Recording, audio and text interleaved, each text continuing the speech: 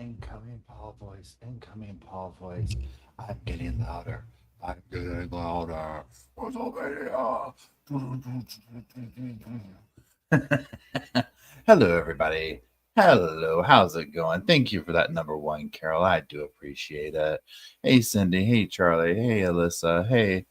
Hey, Alexandra. Hey, Cindy. I hope everybody's just lovely. I hope everybody is just well. So y'all, we're here, Verdict Watch. Please hold. Shoo-a-doo-doo-doo-doo-doo. Um, we've got now. Remember, we're a little bit behind or whatever on the the other their time or whatever, and we're just gonna kind of see what they say and go from there. I'll be very curious to see how long it takes the jury, what they got done yesterday. I mean, we obviously know what we're hoping for. So here's my biggest thing. Obviously, I'm hoping for a guilty verdict, but then I'm very curious to see if the jury does interviews, what they have to say. You know what I mean? Please hold. Well, let me mute this while I drink.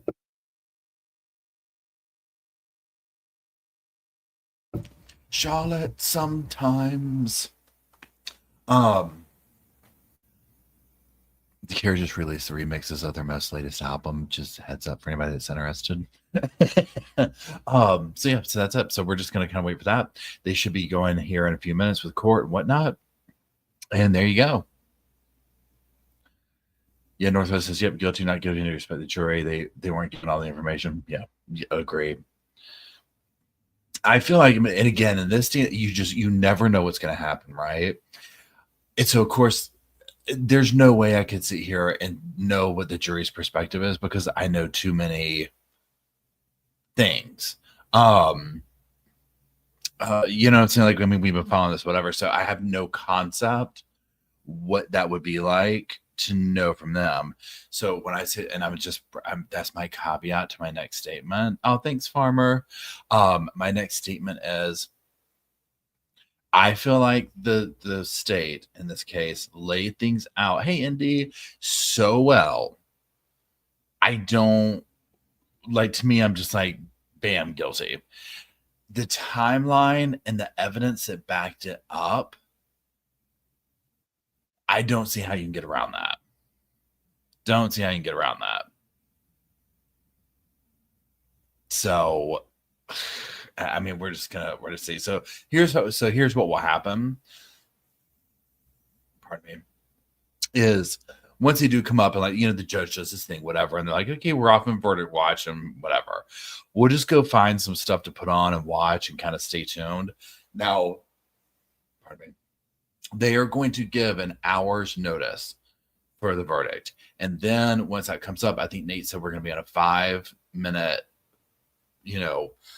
lag from the court. Oh, thanks, Alexandra, for being a member for a month. And you know what? I agree. I mean, I think that her goose is cooked too. We'll see. We'll see what they end up saying. Hey, Tux, how's it going? Yeah, Katie Cat says, yep, 5-minute delay after the hour notice. Cool. Thank you for confirming that. I don't know why they didn't play that. I don't know. And Angela asked, why did they not play the body cam footage of Charles talking to the police? I don't know. I don't know. I'm sure it had. Oh, okay. Hold on. There's some kind of a leak here at the hotel. It's all the water's cut off. And so I called a minute ago because I was like, are y'all trying to tell me to leave? All thanks for gifting 5 memberships, Alexandra. I was like, are y'all trying to tell me to leave? She's like, no, there's a leak here. We're fixing it. So now, you know how, like, when water starts to turn back on, it makes those weird noises. That's what's happening. So I'm like, who's breaking in? Okay, Blush and Wink says, I think it was inadmissible because it was considered hearsay. Okay. Yeah, I would imagine that in the video, because you know how he's like, oh, she's done this and she's done that, and but like he's saying all the stuff or whatever, even though we know it's true.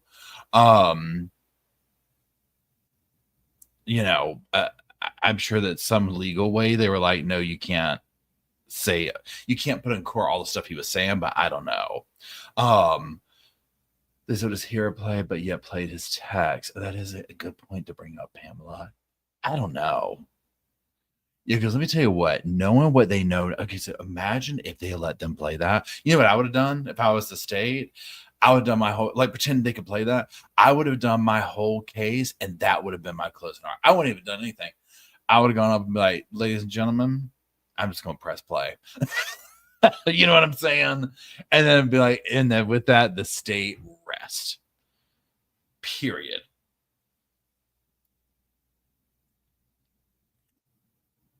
Hey, Slow, how's it going?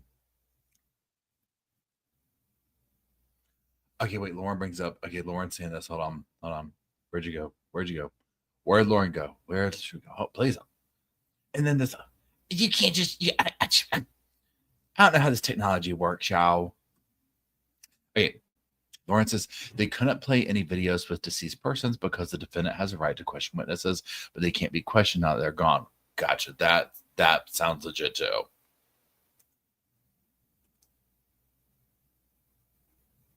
Yeah, I like trying to do the incoming. Shibby-doo. Woo. But anyways,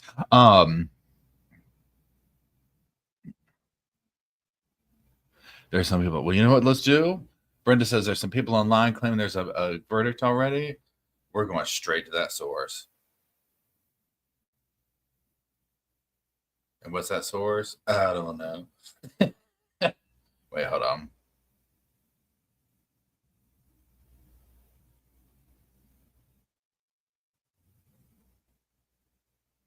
Okay, I am going to.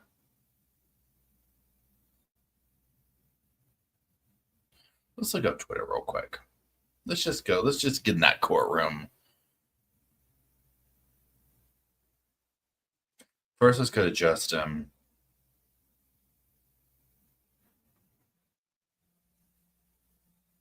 "16 minutes ago, jury has just arrived to deliberate."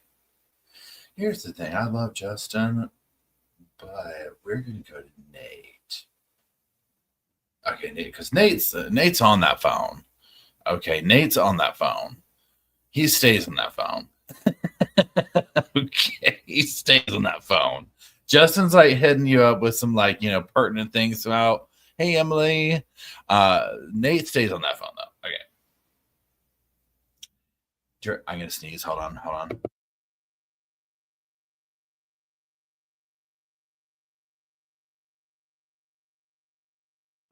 Sorry. Okay. Jury just walked by and entered their meeting room. Deliberations are about to begin on day 2. They deliberated 17 minutes yesterday, according to court minutes. 7 minutes. In Lori Chadiva's Idaho cases, I brought donuts on deliberation day to share with people in line. In both cases, we had a verdict within a few hours. I did not bring donuts today. Perhaps I should find some. Well, bring those, Nick. Bring those over here now. Corey says, hey, Corey. Hello again, Corey. And thanks for the super chat. Jury clock is still moving. Yeah, I feel like if something happened, Nate would say, and then, oh, I didn't mean to press that. And then let's go see what Gigi's saying.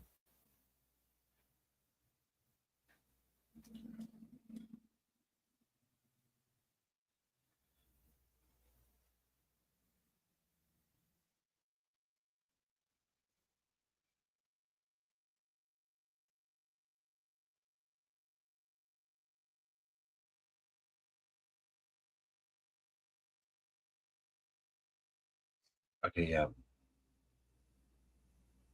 Okay. Nothing is, just same stuff over here with Gigi's. They're all reporting the same stuff from the courtroom. All the people that are there. Let's see what Lauren's saying.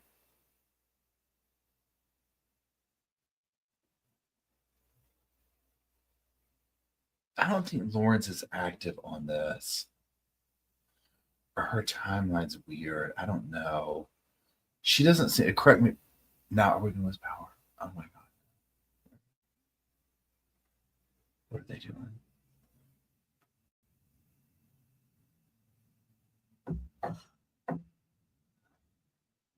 Are y'all still there? Power has gone out at the hotel.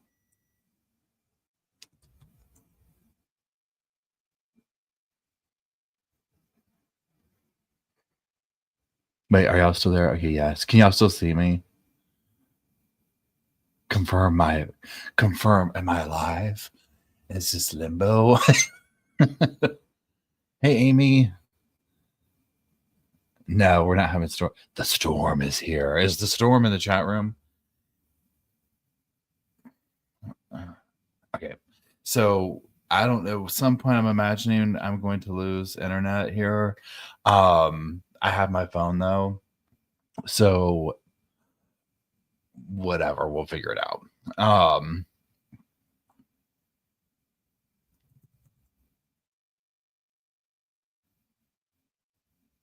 Okay. Maybe internet's still working. The storm. So when I talked to the front desk a little bit ago,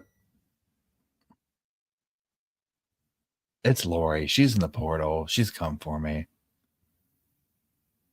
Right? No water, no power. Yeah, internet's still working.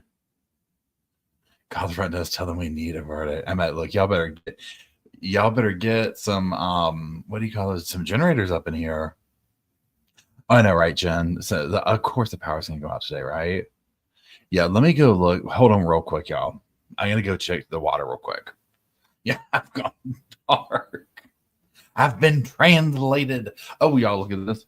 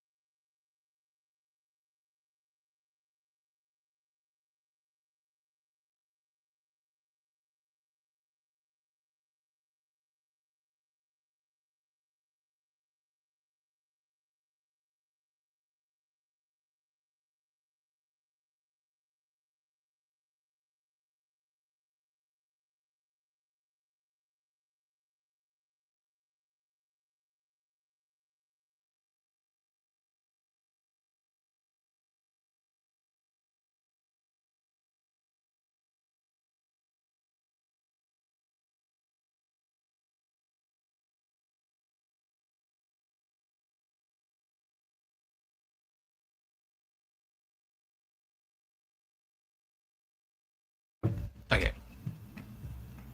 So we have power and water now. Wait, I'm gonna do this while I do open this.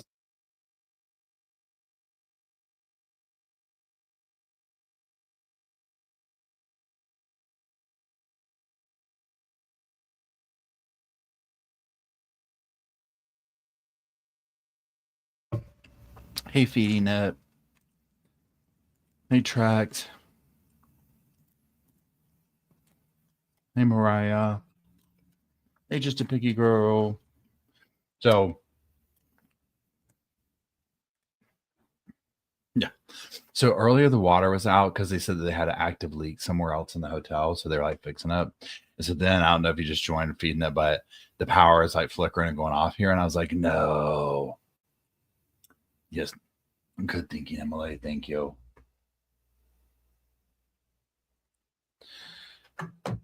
So per, little Mr. Nate Eaton, the jury is off deliberating. They deliberated for 19 or 17 minutes yesterday, according to the court minutes or whatever you want to call it. And yeah, let's go back. Yep. Mm-hmm. Yep. Nothing else. He's not said anything else. Mm-hmm. Yep. No, nope. Nope. Mm-hmm. Okay. Yep. Nope. Let's see here.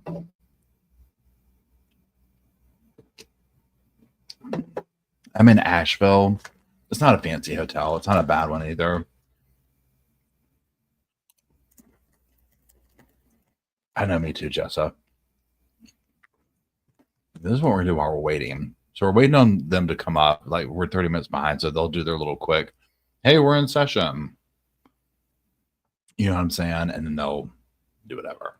Okay, so I said a shubba. I said a dooba. I said a shubba dooba dooba dooba dooba.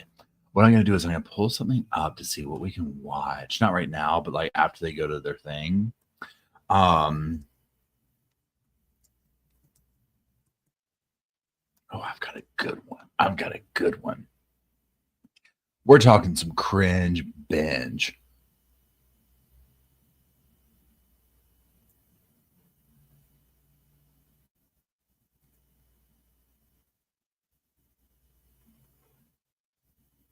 Okay. So one that might be good is Melanie Gibb's testimony at Chad's trial, or even Lori's, but I think Lori's is only audio, or even that preliminary thing.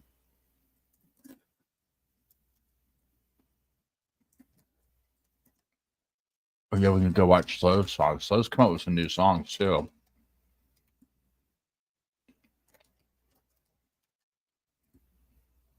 Wait, hold on. What's the scam artist? I need to say what? Are you serious? Farmer? That's so sad. That's so scary. No more loin fires. Oh, Paul Miller's breakdown's a good one too.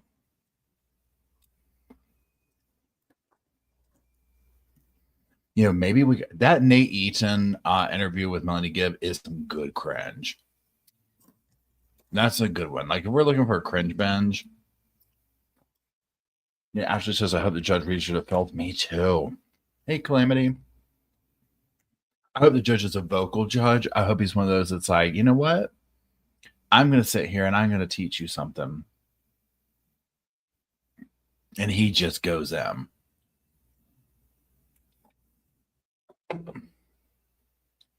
Mostly. I mean, I feel like you know what? Please hold.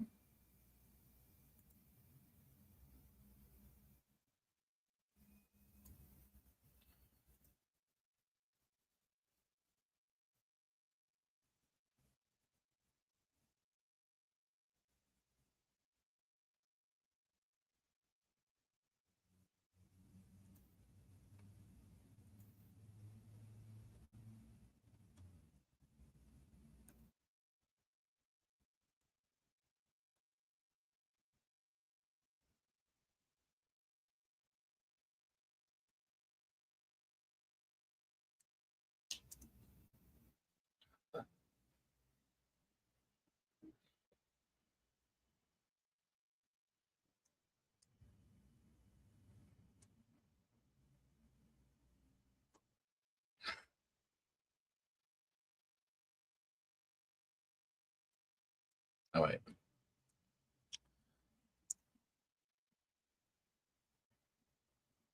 There we go.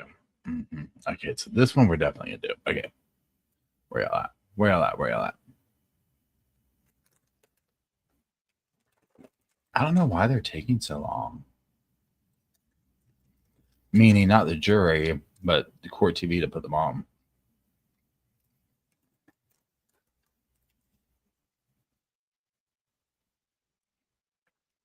And also, please hold. I said shoo-ba-doo-ba-doo-ba-doo. Shoo-ba-doo-ba-doo. Shoo-be-doo-be-doo-be-doo.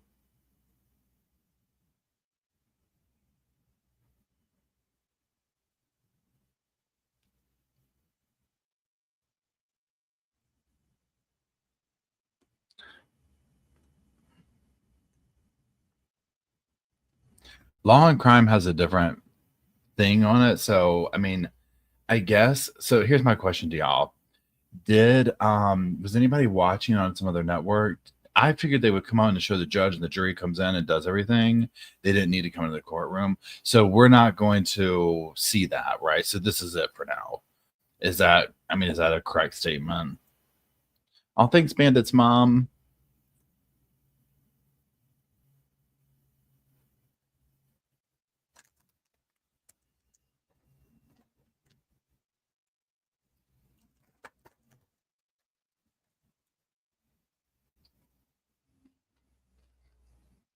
Oh, D. I know how that is. Actually, that one time, not one time, but like a time in life. I feel you on that.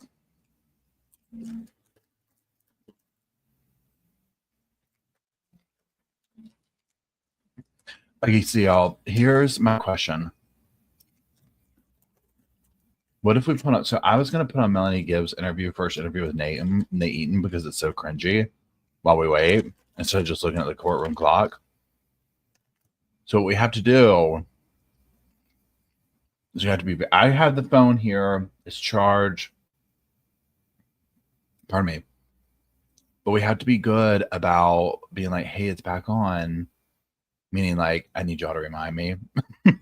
That's what I'm hinting around at. Yeah,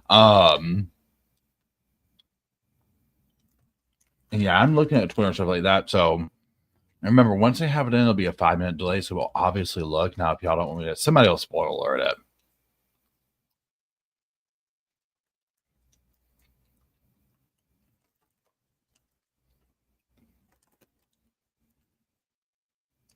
Let's look and see real quick, Jules.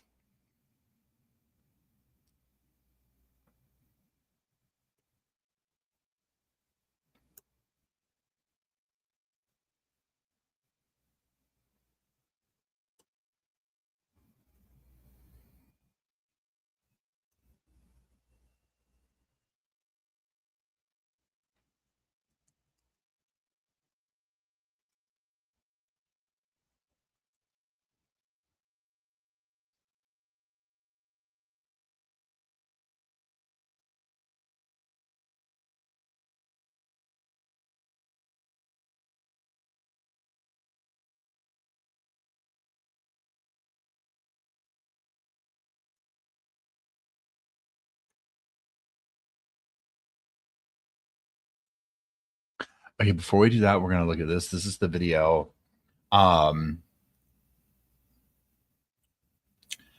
her walking into Walgreens. I'm going to make myself small.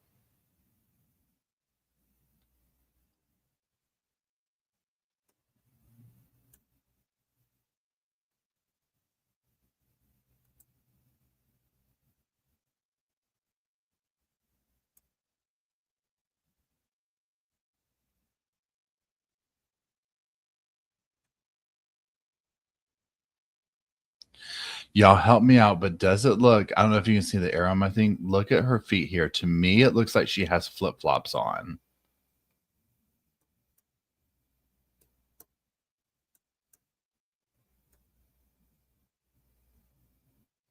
We'll go back in a second and look at it again.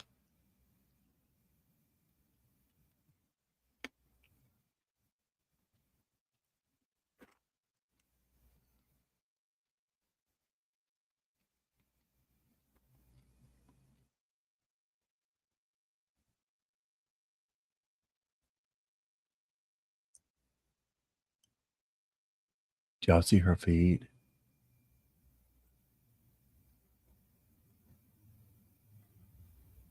I mean, it's hard to tell.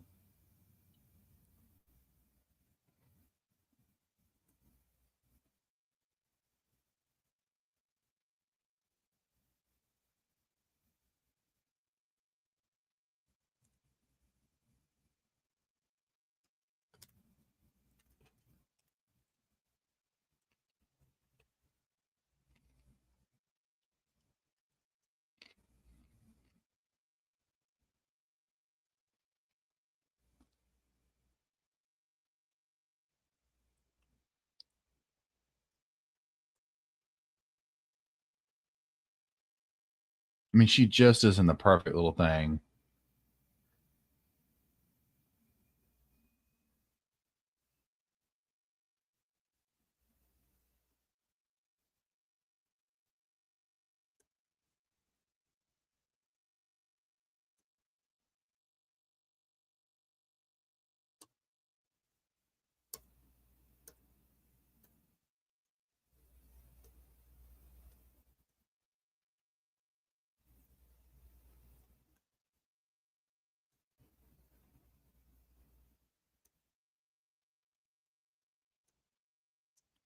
I'm doing it really super slow.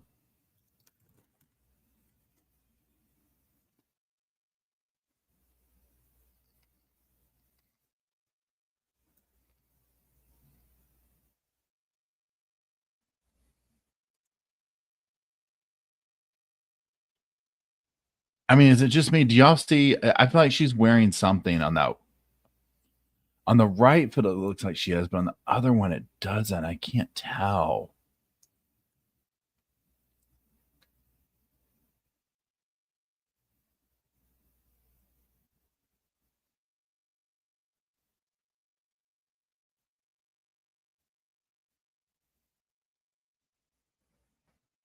So y'all think she walked in there and then like got rid of them in there? Hold on.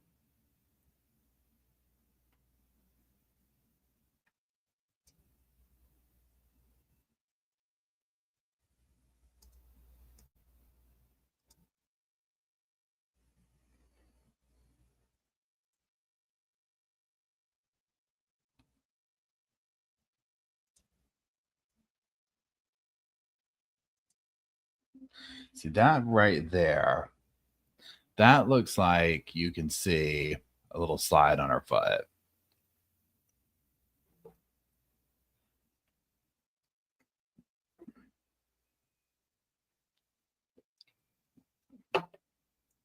Okay, please help.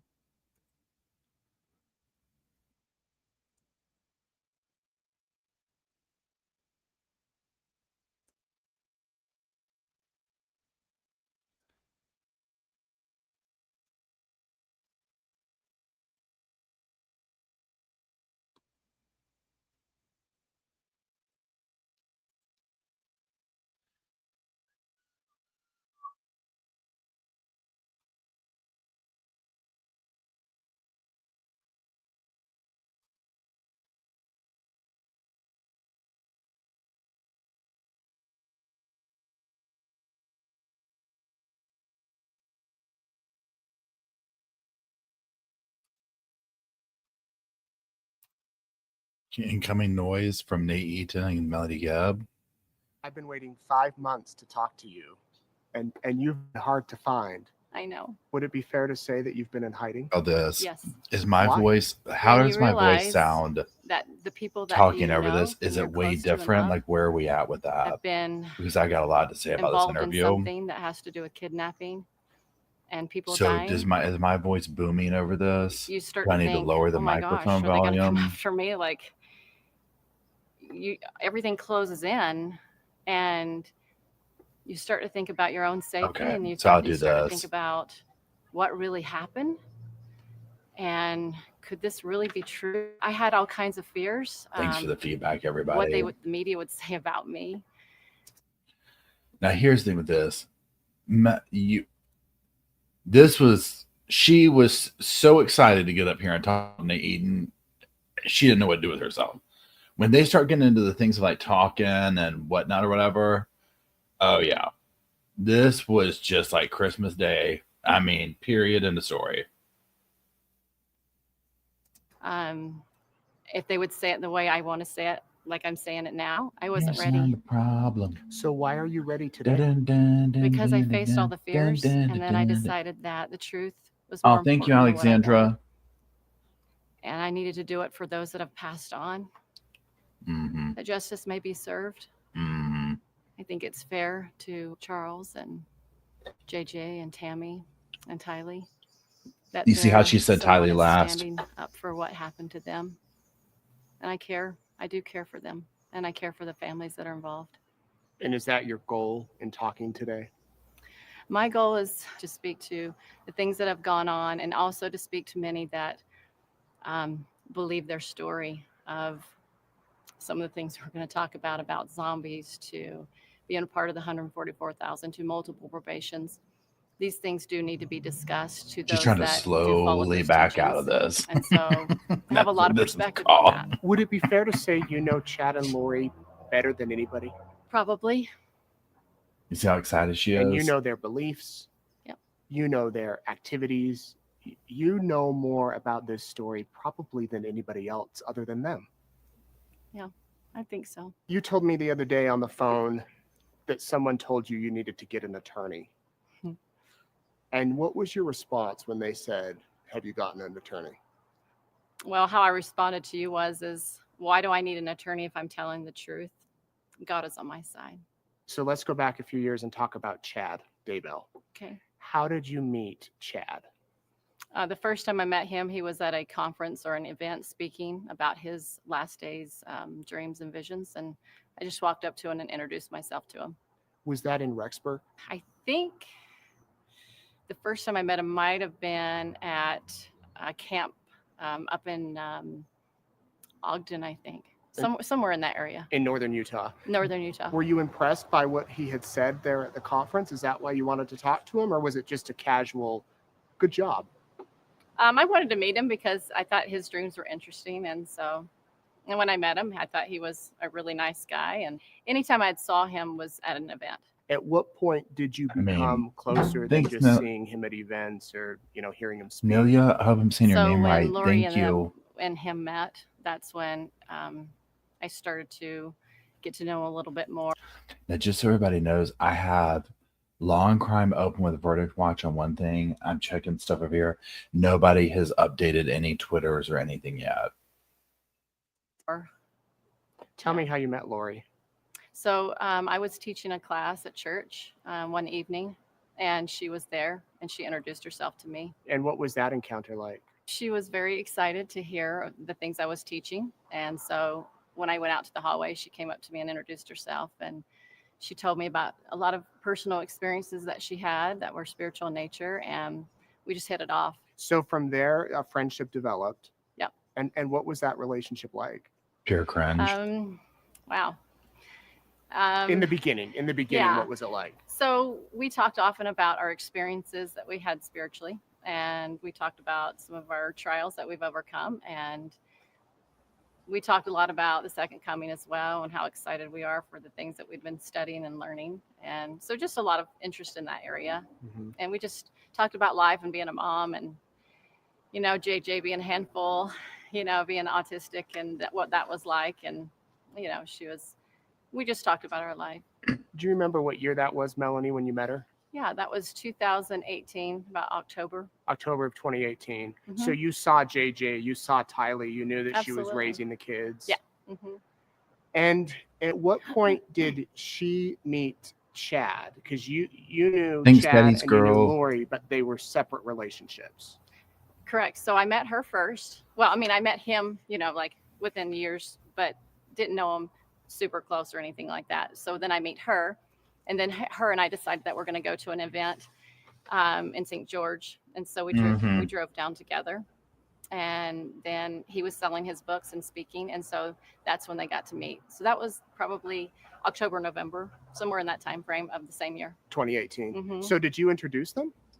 I don't know if I did or she just went up to the table.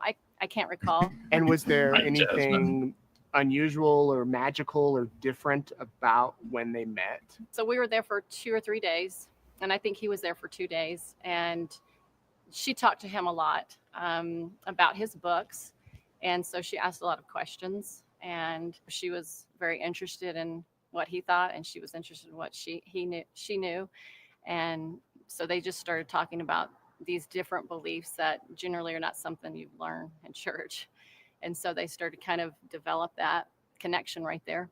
Mm-hmm. And were you kind of intergrained with all of it right there as they're talking about these things? I am going in and out, and I'm not sure exactly all the things they're saying. I see. Yeah. But it wasn't anything unusual. It would be if you found somebody at the church that had similar beliefs and you were talking about things, or was it a step further? It was a step further.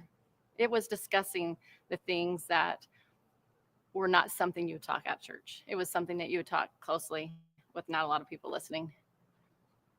Did you know that Chad had a wife and 5 kids in Rexburg? Mm-hmm. And did Lori know that? Yes. And was Tammy ever with Chad? No. She didn't come. But see, also, so now think back to here, Lori trying to shame Nancy Joe when this is what's going on. With him to the events? No. And did his children? Not that I know of. Okay. So where did their relationship go from there? So after spending much time talking those 2 days, we went back to Arizona, and he came down to Arizona when it was the next event, which was in November sometime. And so many people, so some of my friends, some of Lori's friends, and then Chad all got to stay in her house.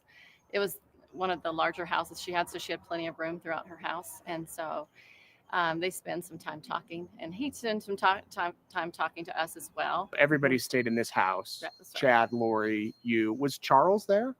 No, he went out of town. He was out of town. Mm-hmm. Did you have much interaction with Charles? A little bit. And what was that like? So when I did interact, it was just like the first time I came over, I believe we did a barbecue, and he was cooking barbecue. That seemed that something that he was good at, according to both of them. And there was swimming in the pool with the kids, and he seemed like just kind of a nice guy, just happy to see us, happy to meet us.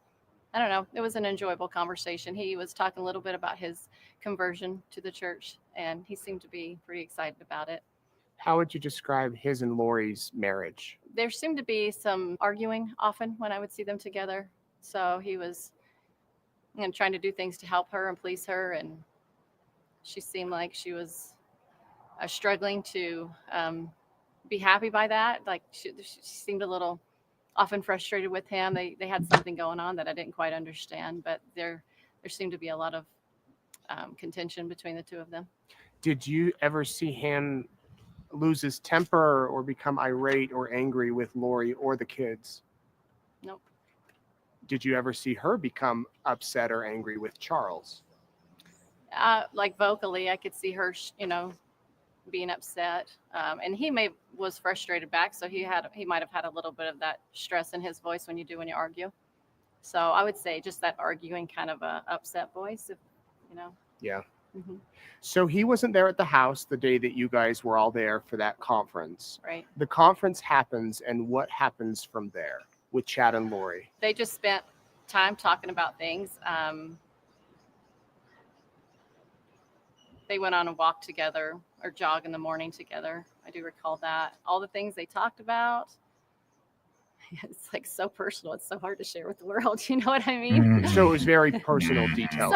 Some of it, he was teaching us about some of his understandings about multiple lives and things of that nature. But at that point, he had already shared with her when they met in St. George that they had been married multiple times before. So that was established when they first met. Chad told Lori when they first met that they had been married before. Not in this, right now in this earth life, but in multiple earth lives. In a previous life. Mm-hmm. And did Lori have an issue with that? No, she seemed to understand that teaching already, that she had learned already through podcasts. So it wasn't something that was foreign, right? So Chad's teaching this group about I like that Northwest. Lives. Is that what it means? Multiple probations? Does that mean previous life? That's right.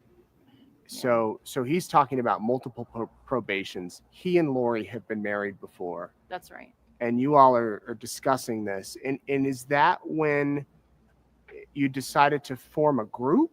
Is that? No, there wasn't any group. It was just him talking to people individually.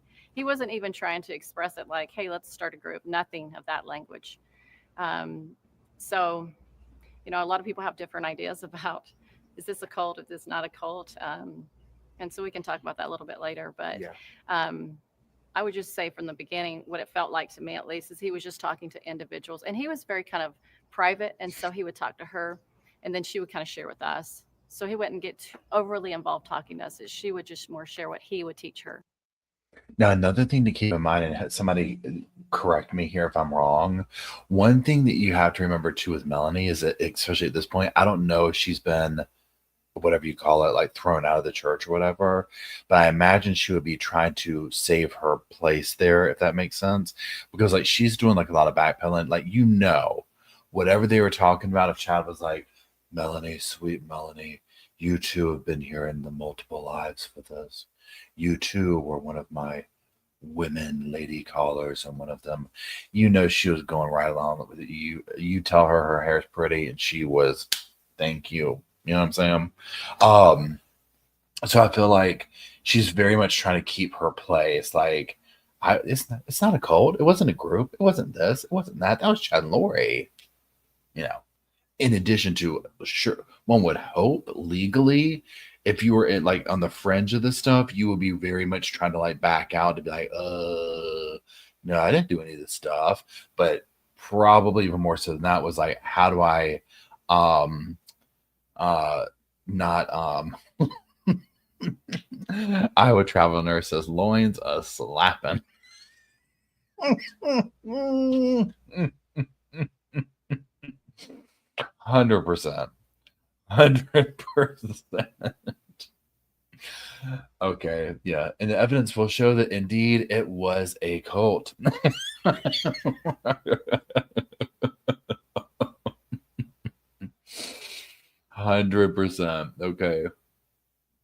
And also to remember, Nate is LDS. So you see when you watch these interviews with like Melanie, and especially because she's done several of them, where she has this very big thing, like when she's like with the cops, the cops in that room that she was doing, where one of them was LDS. So she very much wants to be like, we have inner knowledge, we're in on it. You're not LDS. Like it's an LDS thing. You want to understand that kind of energy. So I think she wants to try and do this with Nate too. Just like how Julie was trying to talk to Nate. And he's like, I've never heard any of this stuff. You know what I mean? Like, he's like, what are you talking about? To us. And was she the only person that he was doing this with? No. There were others. Yeah, Lauren, completely. Other women? Men and women. I knew of it already, yeah. And do you know, had he told other women that he had been married to them in previous probations? I'm not sure about that. But definitely he had told Lori that. Right. What was it like to witness this? I mean, did it seem like a normal relationship between the two of them, or did you think this might be going a little too far? It was definitely different. The idea was right, slow. Definitely a new concept. I'm a very open person, so I don't necessarily think it's not true. And before I just listened to what they said. Did I 100% believe any of it ever? No, not 100%. No. So when you get introduced to something, you kind of just, let it marinate. And so I just listened to them talk about it. I mean, it was not something that I knew anything about until they shared it with me. So. And not something that you had heard at church or in Sunday school or in a manual anywhere. Never. Yeah, it does not represent our church's teachings at all. So they're going on jogs. These are our church's teachings. Like, well, you'd learn something, you let it marinate. But somebody asked, Frankie said earlier, has she ever met somebody who's not LDS? Someone like Melanie, I imagine, lives in a very tiny bubble.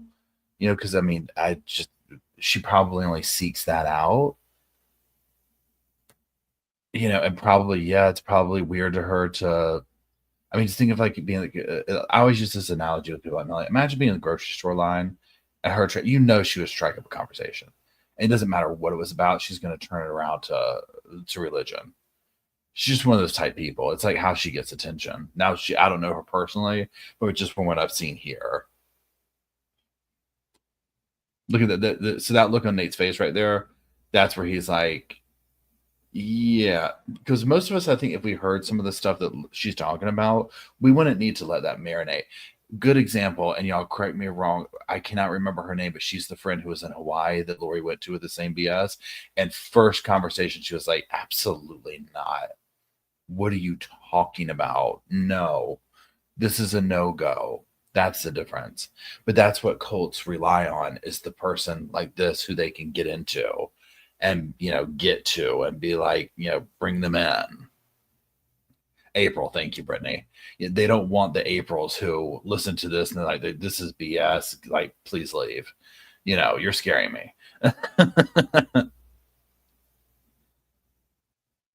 Please. Together, he's talking about these multiple probations. The conference ends, and what happens from there? So he goes back home, and I just know that they're communicating on the phone every single day. I do know that. She would let me know. Yeah. Did you ever think, she might be falling in love with him? Yeah, I knew that they pretty much hit it off. Did you wonder, hold on, she's married and he's married too, and they both have kids? Was that a thought you ever expressed to Lori Well, I did actually offer the idea. I'm like, why don't you just go ahead and get a divorce? And they were told that they weren't allowed to. They weren't allowed to. Yeah. Because of church teachings, or? No, something that they received through the other side of the veil, how they would speak about it, and said, no, we're not allowed to do that.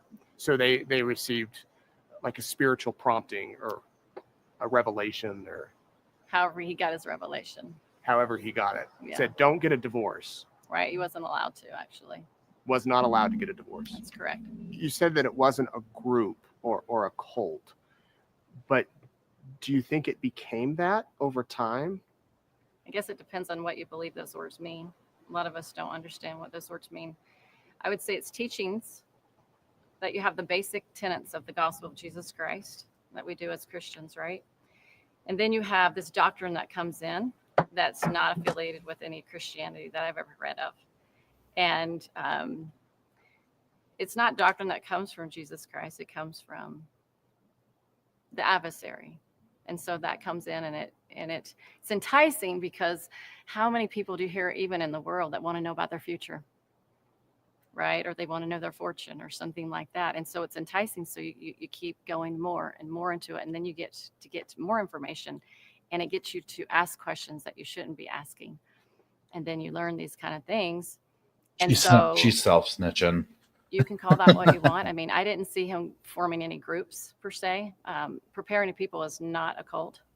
They're people, very nice people, that have an event they hold, and they have different speakers. He just happened to be one of them, and they had no idea that he had these belief systems, nor did they know anything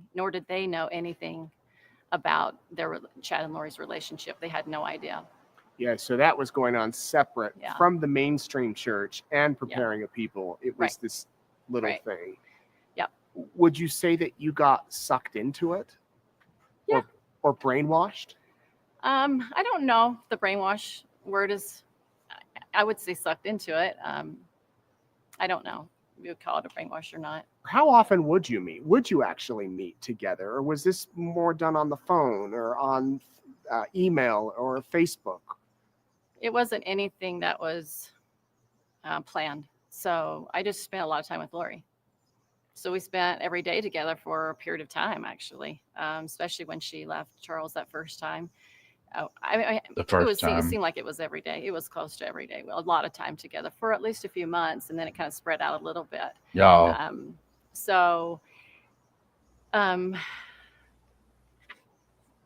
I talked. Hold on, y'all. Okay, help me out, y'all. Hold on. The clock hasn't moved.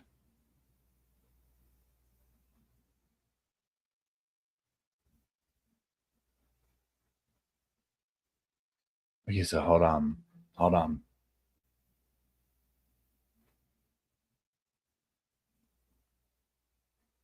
It could just be that it's frozen. That's probably what it is. But, we're just,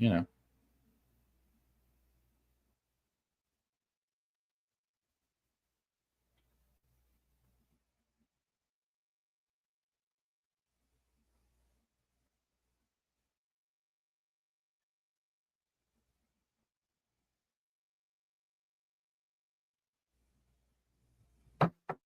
hold on.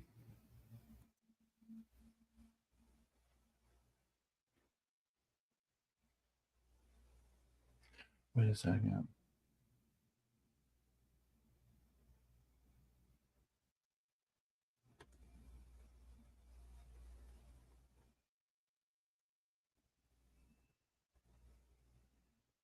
Okay, never mind. Sorry.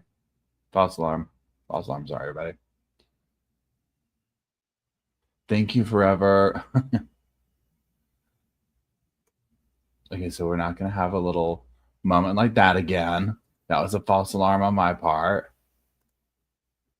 Talked to her a lot personally because she was with me a lot. And he talked to her, but I didn't talk to him very often. I was like 53 minutes. So you called her, and because you were with her so much, you knew what they were talking about. Right, yeah, exactly. How did you meet Alex and Zulema and Melanie? I met Alex for the first time at Lori's house. He often came over to visit.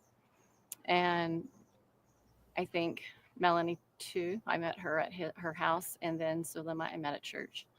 Okay, so Melanie and Alex would come to the house while you were there with Lori. And Mhm. what was that interaction like? What was that relationship like? It was kind of fun and enjoyable. Alex was fun, and he was comedian kind of guy, and we just talk about all kinds of stuff. Sometimes spiritual stuff, sometimes non-spiritual stuff. It was in the beginning, it was just more casual because Alex at this point didn't know anything about that until later on. Would you say that Chad and Lori were kind of leaders, or at least they were working their way to be leaders of a group, of you, of other people that might follow their teachings? So ultimately, yes, they did believe that they were the head of the 144,000. So, that's scriptural. That word is scriptural, right? But they believed that was what their assignment was. So I guess in some sense, you could say that they were trying to find people that would fit that group individually. And all along, they're going to church every Sunday. To a point, and then she just stopped going after a while, after she felt that Charles was kind of chasing her with the papers to be signed for divorce. She kept running, and so I don't think she went to church. So she hadn't gone to church in a long time, and if she did go, it was very rare. But you were going. Oh yeah. Yeah. Have you heard anything about burner phones? 60 burner phones being used to communicate, or I don't know that word, burner. It's like a prepaid phone that you can go down to 7-Eleven and buy a phone and put 400 minutes on it, and then once it's done, you can get another one. It's not like you have a cell phone plan or anything. Did Laura use a lot of those type of devices? Well, I know that she had about 3 phones, but they seem to be the same phones. So if she did those and threw them away, I don't know about that. But she had 3 phones and was getting calls on all of them. Yeah, it was hard to track her at times. You didn't know which phone she was going to pick up. Why did she need so many phones? Well, she had one special phone that her and Chad would communicate with, and he had a special portal. phone outside of his cell phone. The number. portal So plan. it was just for their personal communication. So one specific phone Unlimited for Chad and text. Lori to communicate with. Yeah. And why could they not communicate on their normal phone? I guess in case somebody picked it up and saw their conversations. Why do you Yeah, that's not think shady. they were so That's secret? totally When normal. you go to church in the temple, there's certain questions they ask you to see if your belief systems are consistent with the doctrine, and they were inconsistent, and so that's the reason you're going to be secret about it, because you think you know something more than they do. That at least that's what was introduced, is this idea we know more. So if that got out, people would think you were unusual or weird in the church, right? And then they would say, hey, I don't think that you're allowed to go into the temple because of these teachings. So you're going to keep that secret, right? Latter-day Saints need, if they want to go and worship at the temple, they need to go see their religious leaders, their clergy, Yeah. every 2 years and get a recommend that allows you to go into the temple. Mm-hmm. But you have to be living certain standards. Mm-hmm. And you're saying Chad and Lori clearly were not living those standards, or at least following the doctrines being taught. Correct. But they were still going to the temple. Oh, yeah. That was her favorite place to go. So she did actually go to the temple, but maybe not to church. She'd go to the temple, but not to church. Yeah. So did you know that their teachings weren't in line with the mainstream? Yeah. And did you talk with her about it? Yeah. And what was the reaction? Well, when she taught me, she was leading me to believe they were true. So there would be times where I'm like, do you think that's a good idea? Or do you think this is, those kind of thoughts? But I just kind of didn't voice a much opposition to it, but just more listened, just more listened. Was there ever a time where you thought, whoa, this is too much? This crosses the line. Well, I always thought this is a little unusual, especially, we'll get in talking about later about the zombie thing, but that was definitely unusual. That was hard to completely believe. Yeah. Yeah, it was quite unusual. Did you feel, or did they make you feel special or chosen as they're teaching you these things, that you are one of the elect and you need to be with us? Yep. Mhm. And how They did got that her make on you that feel? one. First I thought it was me. Who, me? Right. So first you have that feeling of, I don't feel like that's something, because I didn't get that personally from God, so I thought it was unusual. So she kind of had to keep talking me into it. That makes sense. Like, you really are, you need to believe this, and with much enthusiasm. How did Lori describe your relationship with her? I would say she would call me a best friend or either a really good friend. And you all knew each other in previous lives? Well, she claimed that we did, but I have no memory of that. They obviously made you feel very special, made you feel like you were elect, that you were chosen. Mhm. And as things progressed, did you gradually come to really believe that and say, yeah, I am one of the chosen ones? To some level, not 100%, but to some level. Mhm. Were their beliefs and this belief system written down or recorded in any way? Yeah. There was paperwork that showed all the 12 apostles to the Old Testament apostles, prophets, people and their the friends that they knew currently, to maybe some movie stars or people just in general. They had like maybe 4 pages. I don't know how many pages. And that was created by Chad. And he would say, well, these are who they are. This is what lives they live. This is how many times they've been on. So yes, it was a whole document. It was a whole plan. I mean, they would write down on paper, like, this is how many lives, this is what it needs to get to this level. You need to go to this many. I mean, it was quite the plan, if that makes sense. It was quite the detailed list. I mean, it was, and I know that Charles was aware of it because he sent it out to a lot of people. So Chad came up with all of this on his own? That I know of. I don't know if he got it from anywhere else. I've never heard that before. And movie stars were on it? I think so, or either he told us personally. I didn't look at the whole list, so I can't say. I just kind of browsed it a little bit because I didn't feel like it was for me to look at. Yeah. So I kind of skimmed it a little bit. So, can you tell me about Chad and Lori sealing themselves in the temple? Thank you, Amy, for the 10 memberships. And for those people that aren't familiar, couples will go to the temple and be married and sealed together, meaning they believe that the relationship will continue after this life ends. Did Chad and Lori talk about what they were doing in the temple together, which would be against church policy and procedure? Right. Chad didn't tell me, but Lori did. What did she tell you? And she just told me they went together and they felt that they were sealed by those on the other side of the veil that had the authority to do that. So they were in the temple together, right, when this happened, right. Yet she's That's still right. married to Charles and he's still married to Tammy. Correct. And when you would raise this with them that, hey, you're still married, what was their reaction, or at least Lori's, because I'm sure you never had a chance to talk to Chad about it? She said that it was okay that they did this because they had been married so many times before that their spouses would understand someday. Lori, from what I understand, said that she has been on 21 planets and Chad has been on 31. Have you heard that before? Mm-hmm. I wouldn't say planets, but I would just say lives. Lives. Mm-hmm. So she's had 21 lives, mm-hmm. and he's had 31. Mm-hmm.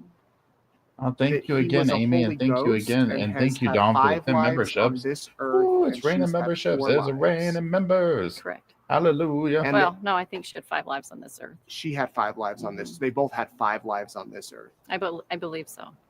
And Chad made a portal in Lori's closet so she can visit him. What does that mean? That sounds kind of crazy, I'll be honest. It does sound crazy. So a portal is something that he created for her. I don't know exactly how he did it, but maybe like a box? No, it's just a spot where he just maybe said a prayer or however words he uses to create this portal. I don't know. I mean, I wasn't. Even she's embarrassed saying it. Even it just sounds naughty. It just sounds naughty, right? It's like, even she's sitting here like, you can't tell me they didn't have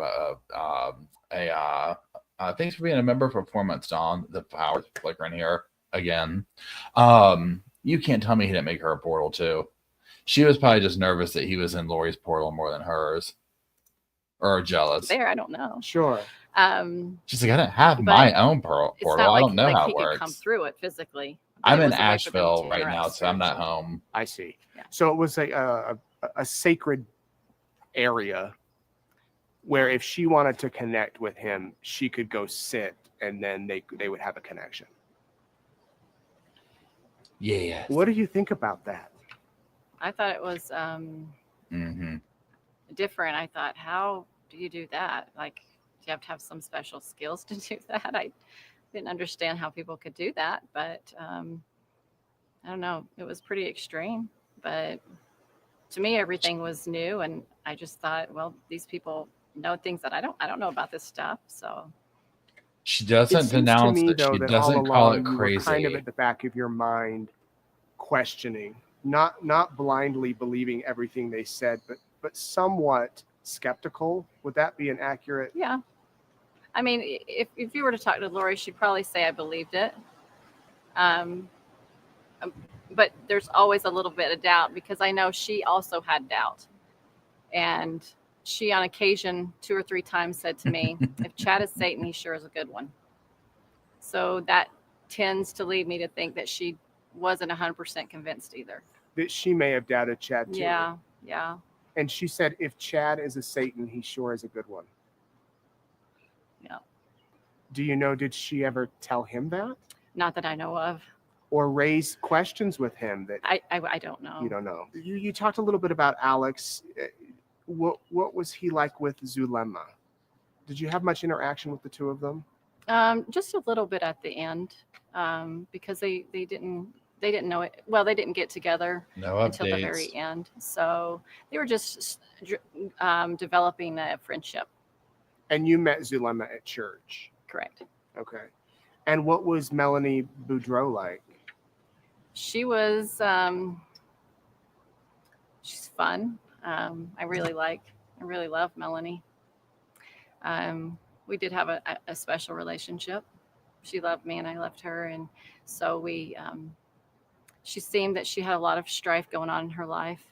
And she was really worried about her family. And so we had conversations about what was going on to some level. I mean, I wasn't as involved with their conversations as Lori and Melanie were, but as far as I went, we just were a support of, to each other. Jury's been deliberating for an hour and 19 minutes. Would it be fair to say that you, Chad, Lori, Melanie, Alex, Zulema, you 6 were kind of a close group of friends, kind of a tight-knit family in a way? Yes. Yeah. So you all would spend a lot of time together, and during these meetups, over dinner or whatever, you talk about religious things, the mysteries of God, things like that. Sometimes we didn't meet together as a group like a close friendship butterflies, group together very often. We met on a very rare occasion together, all of us. We more like saw each other here and there, or talked on the phone, or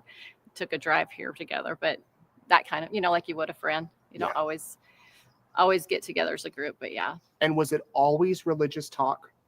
100%. I would say so. Not a lot of other talk about politics or the weather. No, politics. Sports. Probably not politics and sports. No, I wouldn't even talk about that. Sure, yeah. Gardening, whatever. I would talk about gardening. So it was mainly religious talk when you'd all get together. Yeah. September of 2019, Lori moves to Rexburg. Right. Did you know she was going to move? Did she talk with you about this before? No. Well, she didn't decide until I think August, maybe. And how did she break the news to you?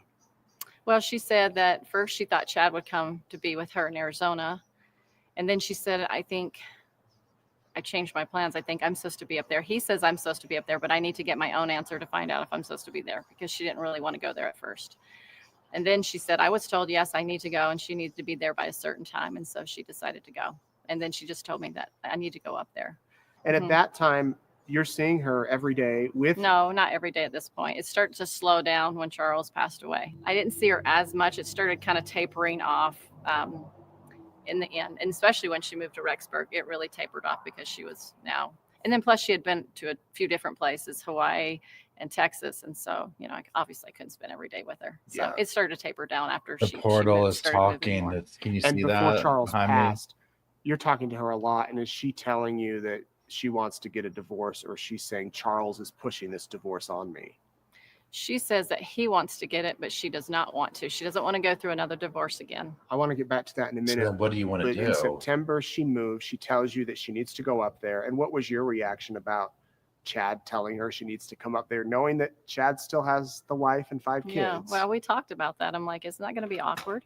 She was uncomfortable with it. She believed that Tammy was going to pass away, though, before she got up there. I'm sure she And that did. didn't happen. She didn't pass away before she got up there. Now, the And portal's so I talking thought, today. I said, aren't you uncomfortable? Maybe she'll see you guys together. And so I thought it was different, you know, that she was going to be up there when Tammy was still alive. And she told you, well, Tammy will die before I move up there. Right. How was she going to die? I heard a few times maybe through a car accident, something like that. So they thought Tammy would be in a car crash, Yeah. would pass away, then Lori would move up there, and then she could marry Chad. Mhm. And when that didn't happen, she said, I've still got to go. Yeah, because, you know, the other side of the veil she's talking to, she said, I need to be there by this date. And She's communicating with someone. Yeah. So she moves up there, and from what I understand, she and Chad would walk around the track at BYU, Idaho, holding hands, maybe kissing, you know, just displaying, looking like a married couple. Well, she told me that they did walk around the track together. She didn't tell me what they did or didn't do, but I did have an opportunity to walk with them. And then we walked around and looked at the different pictures. I'd never been there before, so I saw the pictures that were in the gymnasium, or, you know, behind it where they have those beautiful pictures.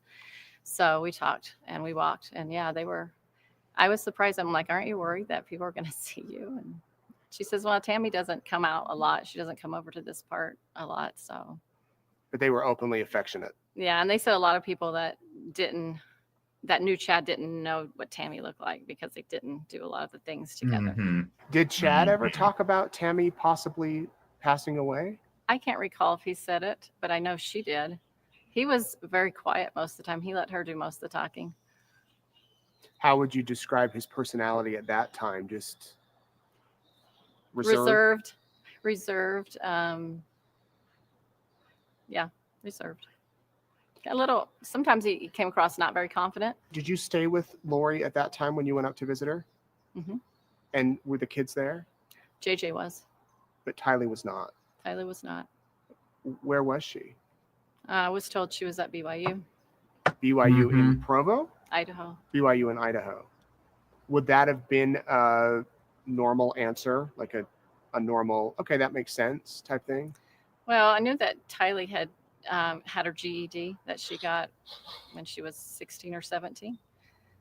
I'm not sure exactly the age. And so it could have been plausible, but it didn't feel like it. There was definitely question marks. It was question marks for me. It didn't feel real. It didn't feel like the truth. I didn't know what to say about it. I wouldn't assume that she had done something to her. So it was kind of, I don't know. It was unusual. But you didn't question her? I didn't question it. Was JJ with you on the walks? No. Where was he? He was at home. By himself? His uncle was watching him. Alex. Yeah. Okay. Mm-hmm. So JJ's home with Alex, but there's no sign of Tylee. Correct. And how long did you stay with Lori?